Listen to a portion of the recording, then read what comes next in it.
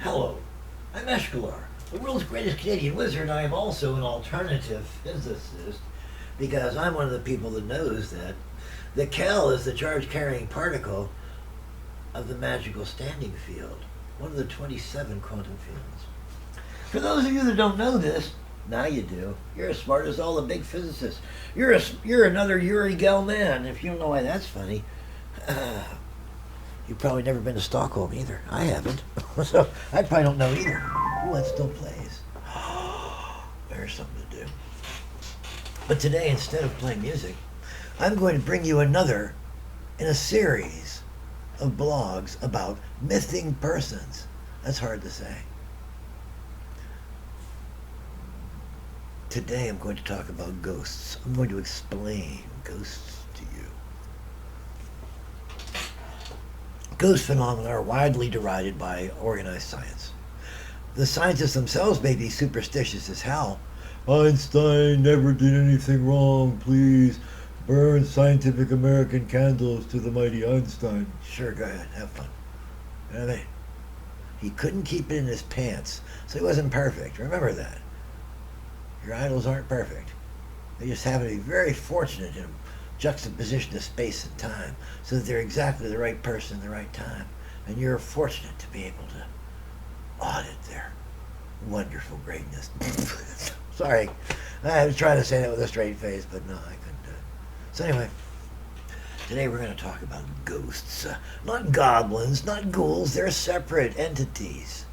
But ghosts. Goblins were real. I explained them in another Mything Persons on the Little People. And ghosts are important to us all. Let's give you a situation here, all right? I'm going off the beaten track, not for Eshkalar. I meant for the rest of you. Now let's take a situation where you're like Mythbusters, and you got the PKE meter, and you got you got the psychic girl that's like looking into the distance, like beyond her eyes. And she said, she's saying, I hear dead people crying. And then you like smack her because she's listening to Alexa. But at any rate, so you got the whole team in there and they're listening and they're trying to find ghosts. And a blob of light appears somewhere and like ambles across their vision. And they like put all the meters on it and then disappears. They're like, we got it on camera. We got it on, and they look at the camera. Sometimes there is something. Sometimes there's nothing. What the hell?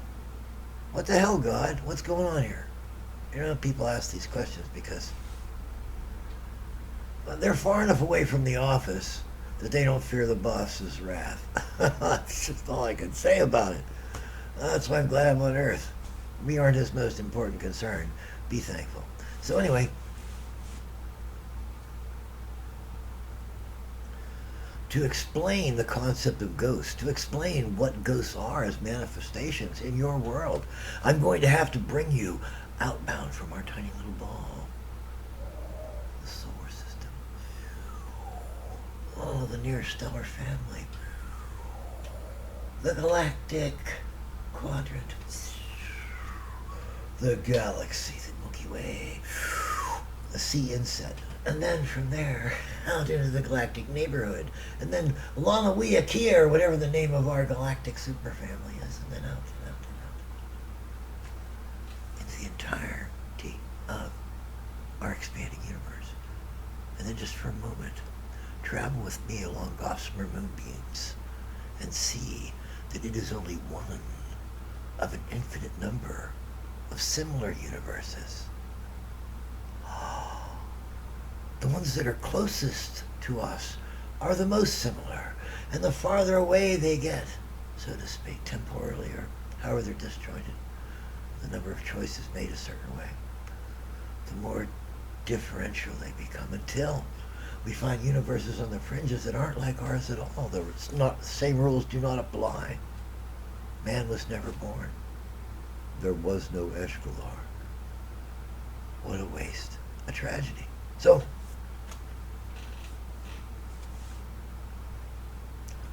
in each of these universes, there is the same chance as there is here. Sometimes a better chance because if their universe depended on a change made in ours, and that's when the universe is separated, then they may have a very similar structure. We may have the same people, the same situations, a lot of the same things. Or a world that's very similar to ours, except your father didn't meet your mother. A world that's similar to ours, except you're looking back at it in time. There might be a retarding of the flow, as there is in all things when you travel through gravity. And the thing about gravity is we think that, well, wizards know, that the universe is held together by these things called cosmic strings. They are hugely dense constructs of energy. And they create a matrix, a framework in which the rest of the universe lies. And they are direct manifestations of the Planck continuum, where we're never going to get there. We won't be able to affect them. But if we ever touch one, whew, that's the end of us. But this is a substrate below the level of our universe. And in this substrate, our universe is suspended. And then every universe has a substrate like that. And those substrates are all connected. One giant energy flow that covers all the cosmos. And it's not cosmos, by the way. I hate it when people say that. Even when I say that, Eshkalar, whack, slap yourself. Cosmos just means law. And if law was the operative thing, then nobody would be afraid of entropy. Ha. And classical music wouldn't be popular because all people would care about is creativity. Oh, if you don't know why that's funny, you're not a Canadian orchestra musician. So, in those other universes, there are cities like ours, some of them, and there are people like us in some of them. Or maybe odd-looking creatures that don't look like us. Man didn't evolve on a distant one. You see what I mean? Something else happened, right? Ooh. Or their timeline ran faster than ours because the choices they made were fewer. And now, in the ruins of the human destruction and absolute devolution, come the next replacement, the intelligent cockroaches, and they're digging through the rubble. They come upon a Playboy magazine. And I say, ooh, it's Grace Jones. So, in any case, the universes aren't too well divided. They're all suspended in this matrix of cosmic strings. And sometimes they nudge. They go through expansion and contraction phases. They have an interaction with each other, with one another, with the cosmic matrix in which they are all embedded, each embedded. And thin spots appear in the divisions between them. And in those thin spots, you may see a person. That person may be dressed in the clothes of a different time or a different civilization. That person may appear to turn to you and speak to you. That person is an entity in another quantum universe.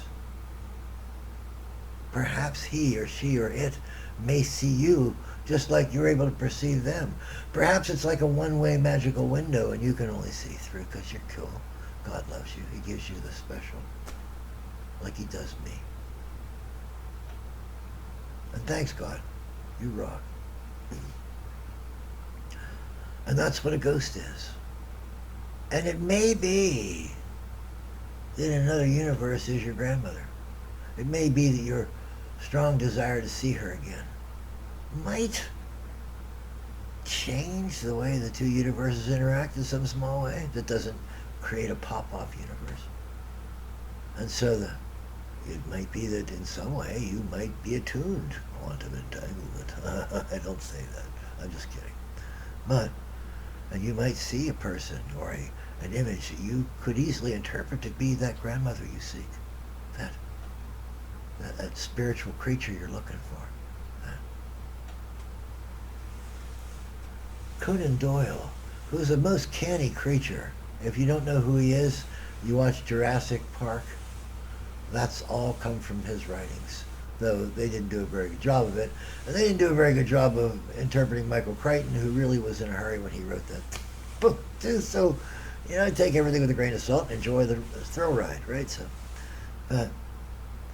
Conan Doyle came up with the Lost World, the idea that somewhere in the jungles of South America, which had been ill-explored in the 19 teens and 20s, that there was an enclave atop a mesa where there were ancient beasts of the past, like the ones they were digging up in, odd places in Mongolia, Beluchitherium.